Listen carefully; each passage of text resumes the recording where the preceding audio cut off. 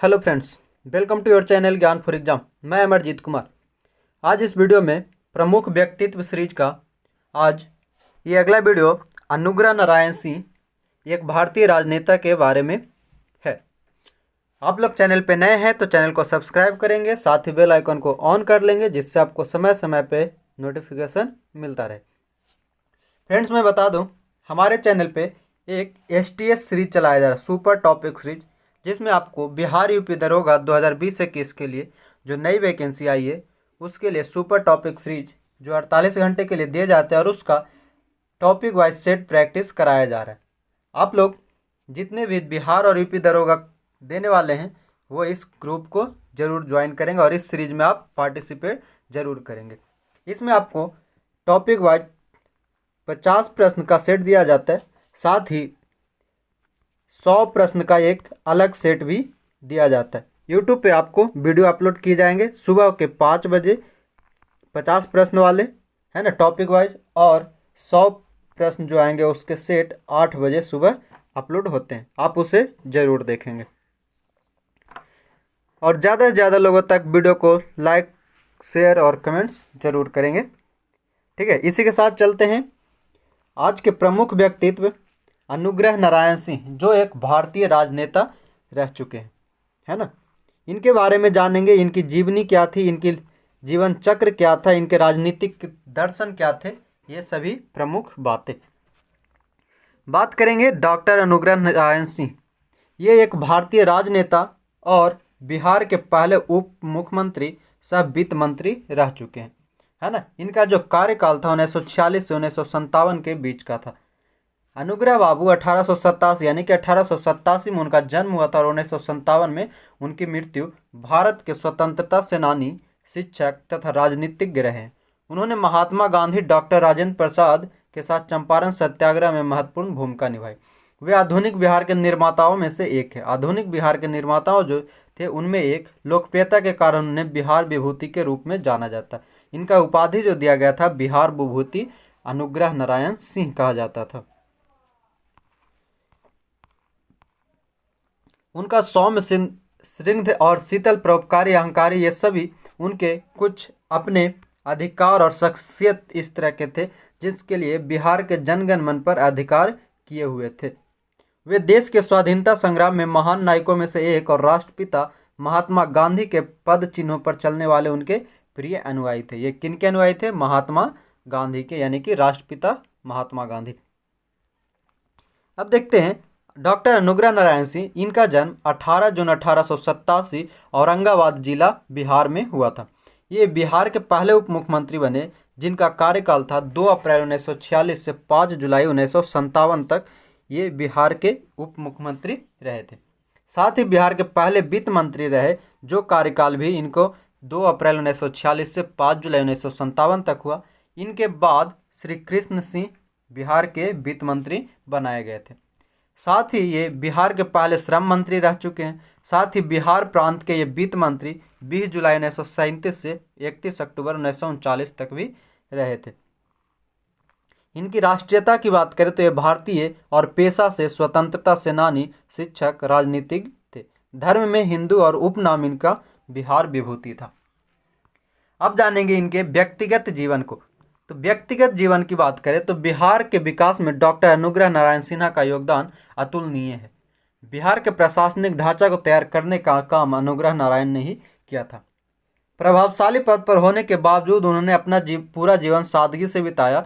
बिहार के लिए उन्होंने बहुत से ऐसे काम किए थे जिन्हें कभी भुलाया नहीं जा सकता। उनके कार्यकाल में बिहार में उद्योग धंधे का जाल बिछा। सबसे ज़्यादा अगर बिहार में उद्योग धंधे लगाए गए तो अनुग्रह बाबू के सामने।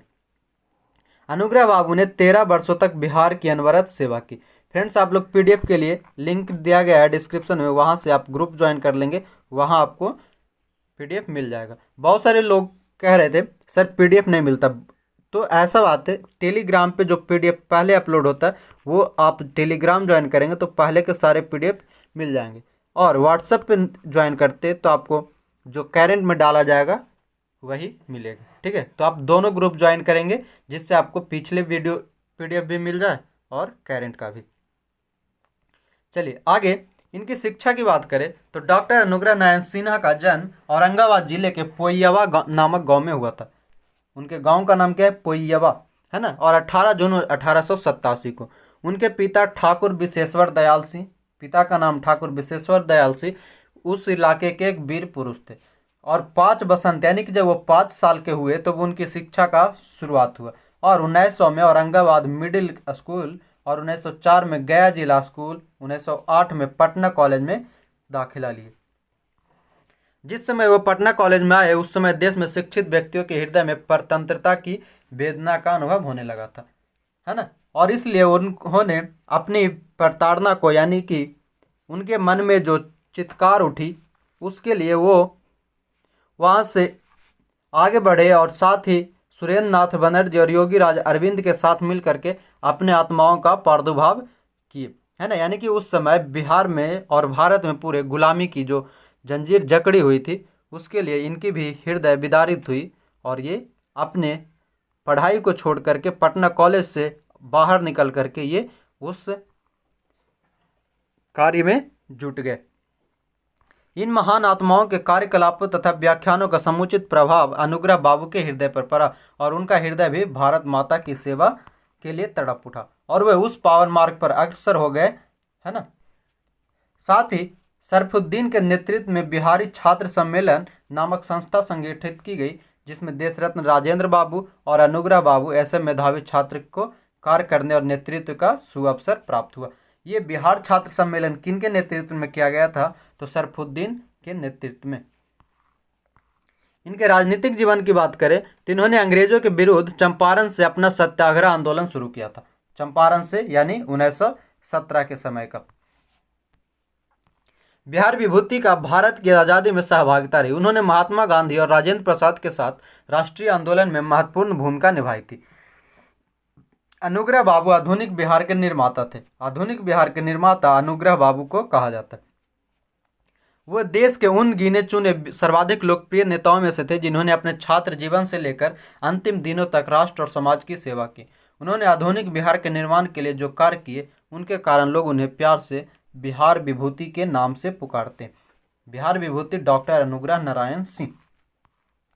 गांधी का सत्याग्रह, यानी कि गांधी जी के सत्याग्रह के समय उनके क्या योगदान थे वो जानेंगे।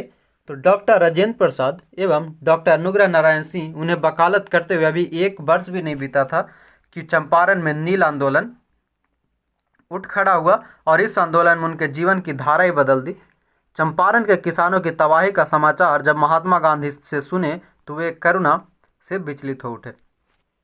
मुजफ्फरपुर के कमीशन की राय के विरुद्ध जब गांधी जी चंपारण गए और जांच कार्य शुरू किया तो उस समय इन लोगों ने निर्भीकता पूर्वक उस कार्य को किए और जेल जाने के लिए भी तैयार हो गए। और इस विकट कार्य के लिए ब्रज किशोर बाबू के प्रोत्साहन पर राजेंद्र बाबू के साथ ही अनुग्रह बाबू भी तत्पर हो गए, है ना।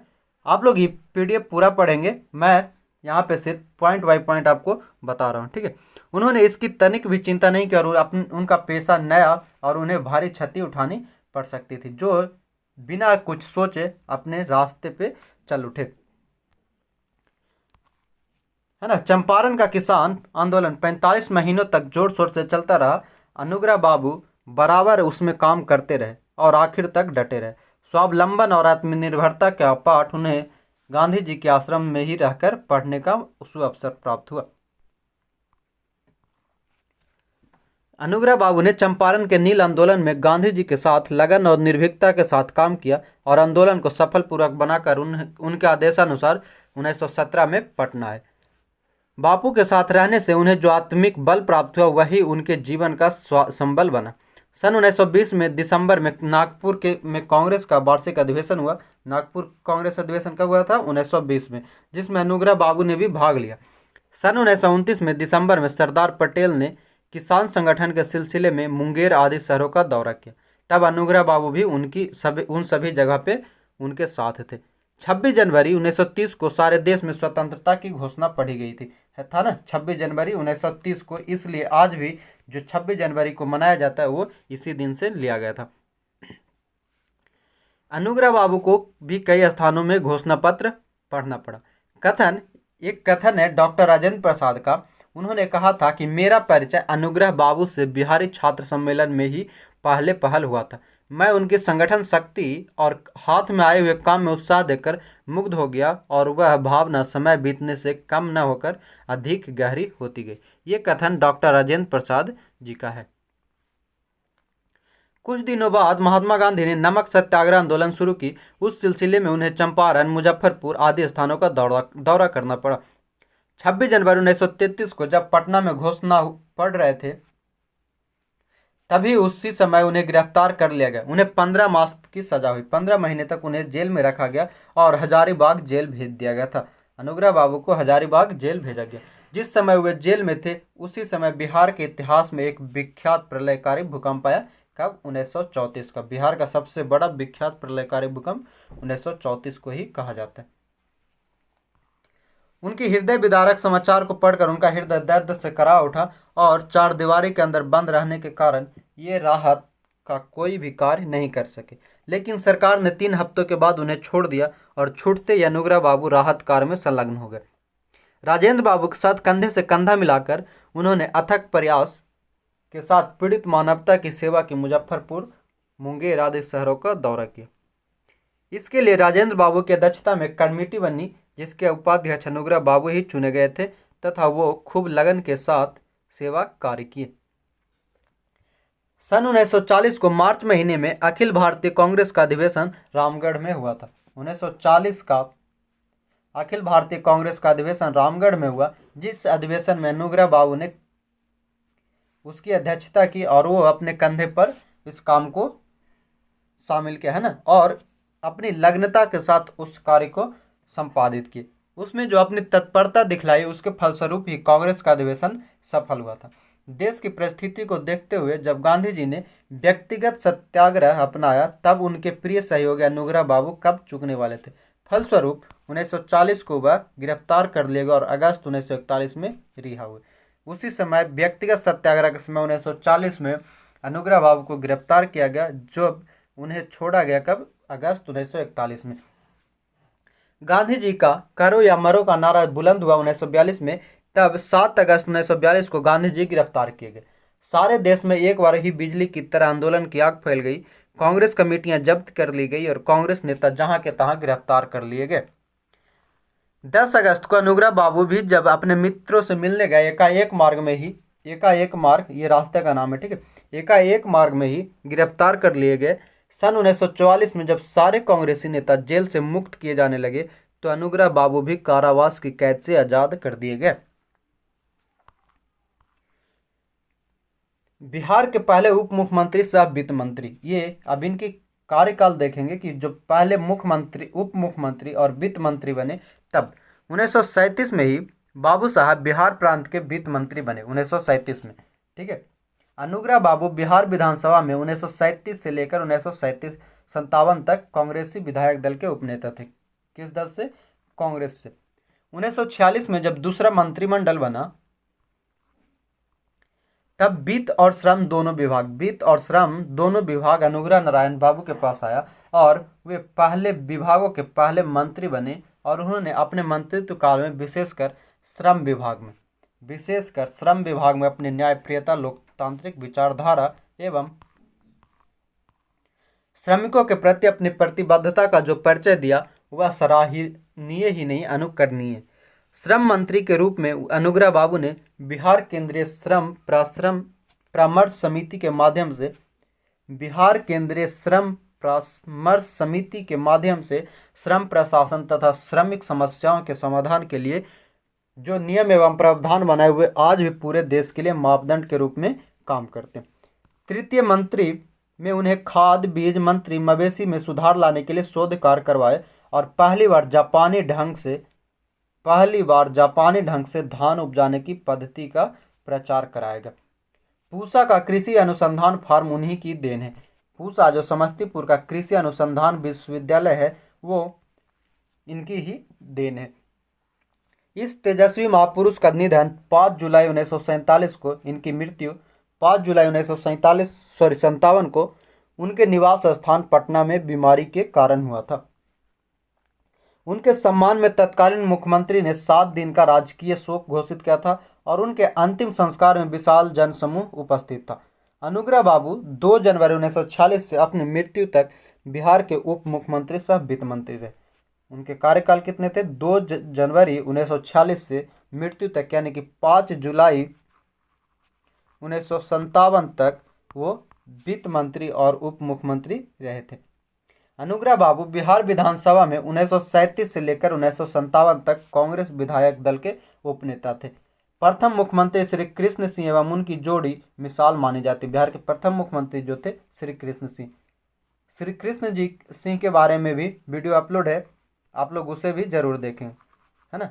राजेंद्र प्रसाद, श्री कृष्ण सिंह, इन सभी का वीडियो अपलोड है, आप उन्हें एक बार जरूर देखेंगे क्योंकि बहुत ही इंपॉर्टेंट बनने वाला है बिहार एसआई और बीपीएससी के लिए।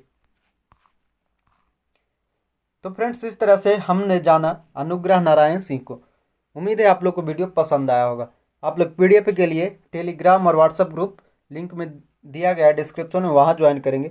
साथ ही आप लोग एसटीएस जरूर ज्वाइन करेंगे, सुपर टॉपिक सीरीज आप लोग जरूर ज्वाइन करेंगे और अपना एक सीट कंफर्म करेंगे, ठीक है।